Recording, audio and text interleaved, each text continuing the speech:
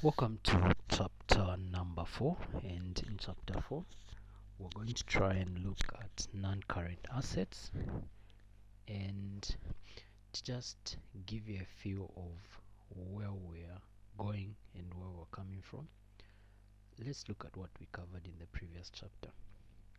So in the previous chapter we looked at presentation of financial statements, and one of the financial statements we looked at was the statement of financial position.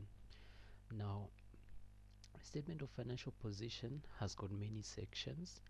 In one of the sections, the top section, we look at non-current assets, and there are various non-current assets that we look at. So the focus of the current chapter will be to build up on where we left, and we will build up by looking at non-current assets overall, okay, and we'll try and go step by step through the statement of financial position so that we can cover each of these assets that we look at. So the first group of assets that we find in the statement of financial position is property, plant and equipment. Okay, now accounting for property, plant and equipment is governed by a standard called International Accounting Standard, or IAS number 16, which deals with property, plant and equipment. So it's a very first standard that we're going to look at, and then we'll look at the other standards as we go on through the chapter. So let's go right ahead and look at International Accounting Standard number 16. I'll try and do a summary for you so that when you go read your textbook, Fundamentals of Financial Reporting, you find it easy to follow. So IAS 16, like we said, deals with property, plant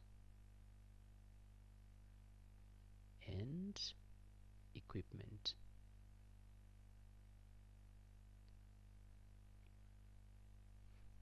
One would ask a question: is it every property, plant and equipment that we see that should go into being accounted for according to IAS 16? The answer lies in answering the following things. Number one, we need to define, okay, we need to define what property, plant and equipment is. Okay, number two, we need to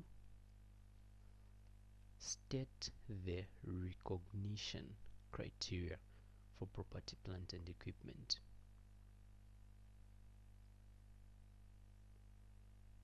And number three, we need to know how to measure property, plant and equipment.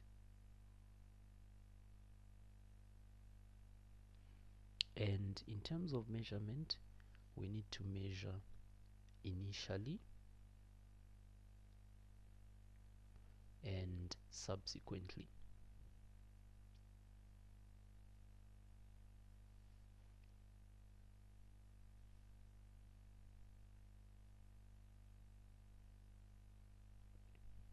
We need to measure initially in first year of purchase,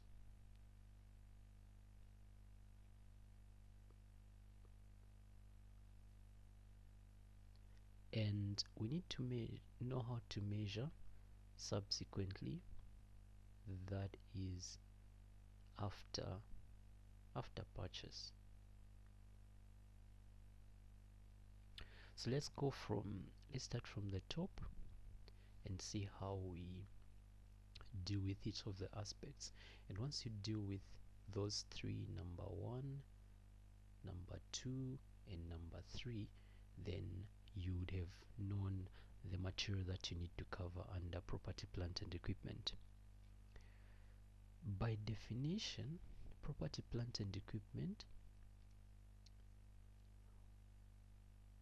will refer to an asset which is, so let's say asset, and we saw the definition of an asset in the previous chapter, right? Which is used by the firm for more than 1 year and for either of these three purposes. Number one, production or supply of goods or services. Number two, for rent to others. And number three, for administrative purposes.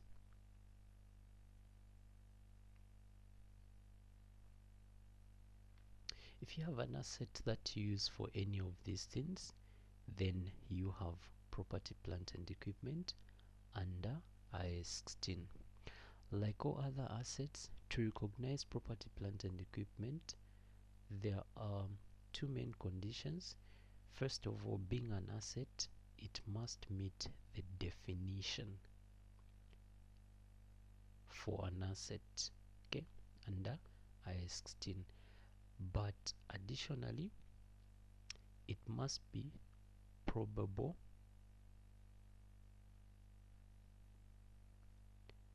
that future economic benefits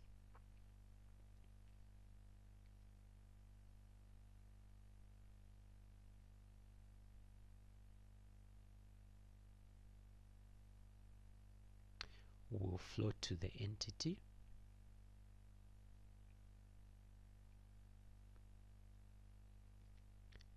and number two, the cost should be capable of being measured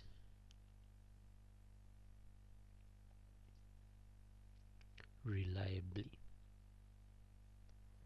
So if you have these two conditions being met, number one, you have probable future economic benefits flow into the entity, and number two, the cost of the asset can be measured reliably, then you can recognize an asset as property, plant and equipment.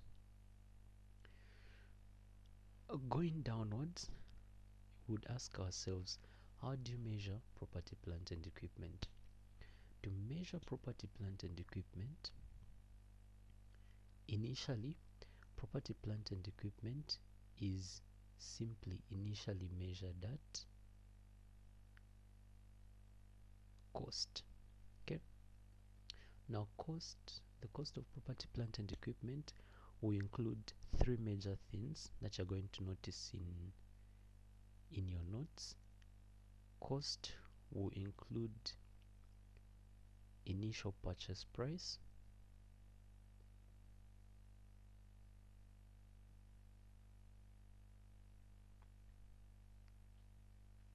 and this initial purchase price is going to be less trade discounts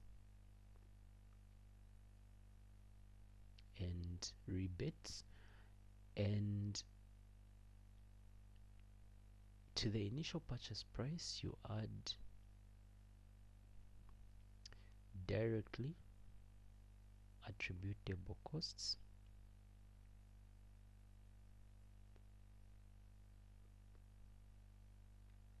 of bringing the asset into use. I'm going to try and clutter everything here because of space. and you also add dismantling costs.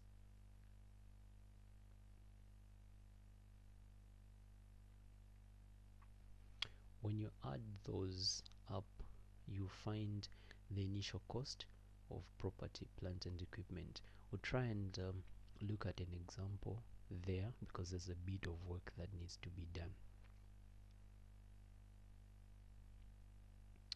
Then subsequently, after the first,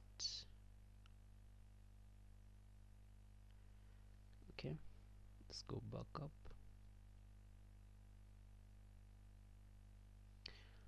After the first year of purchase, you could, can I move this here?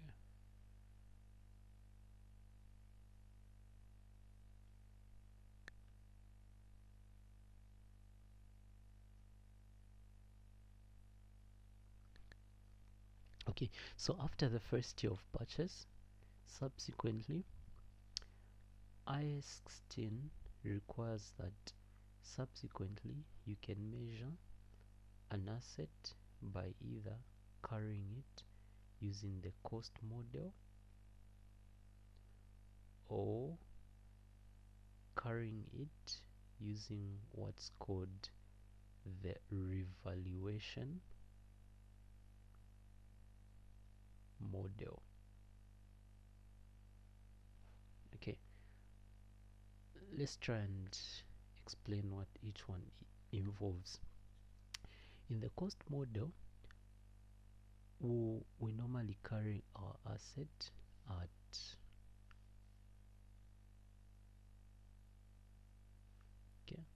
in the cost model, the carrying amount of an asset, carrying amount, is normally equal to cost minus depreciation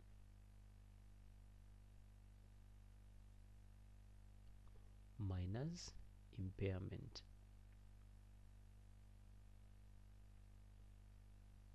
That's in the cost model. Whereas in the revaluation model,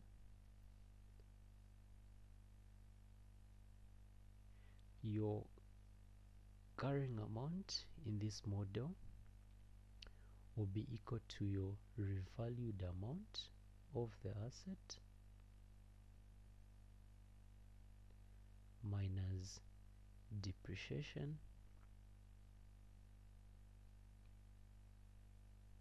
minus impairment.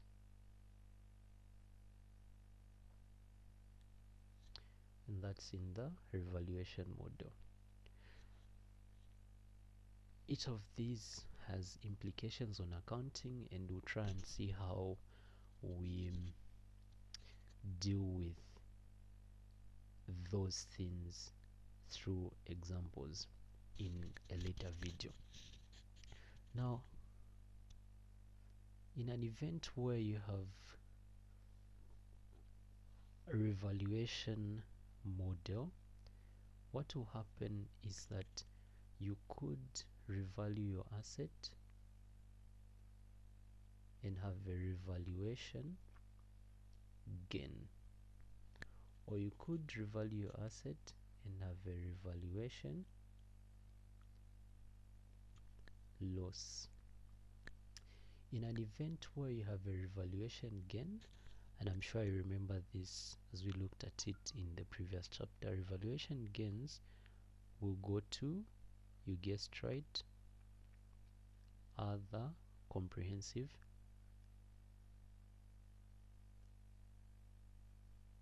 income as a credit, right?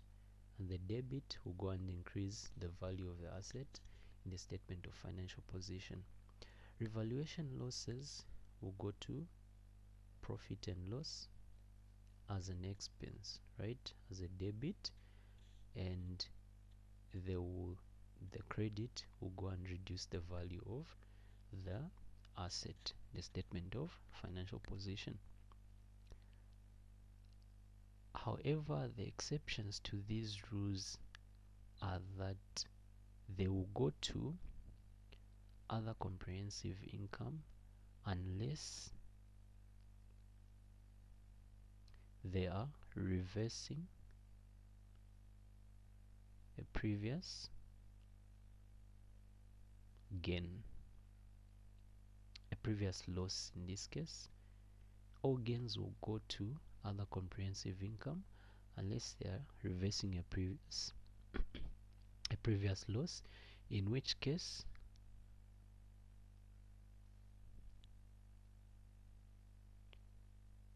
they will go to profit and loss. And all losses will go to profit and loss unless they are reversing a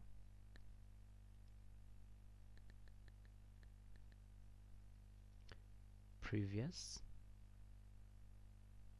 gain, in which case they will go to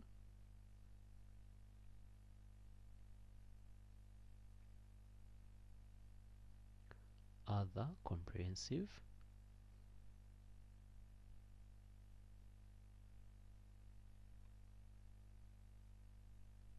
income. Now all this is theoretical. I'd like you to go through all of it in the notes and on your own so that you fully understand it, and then at some point you go through examples that illustrate each of these. I'll go through the examples that illustrate the quantitative aspects starting from here to the end there. There are a lot of questions. In fact, you could hardly walk out of a financial reporting exam without having any quantitative question on this. So let's meet in the next video and try and solve some calculations on each of these principles that we've studied. Bye for now.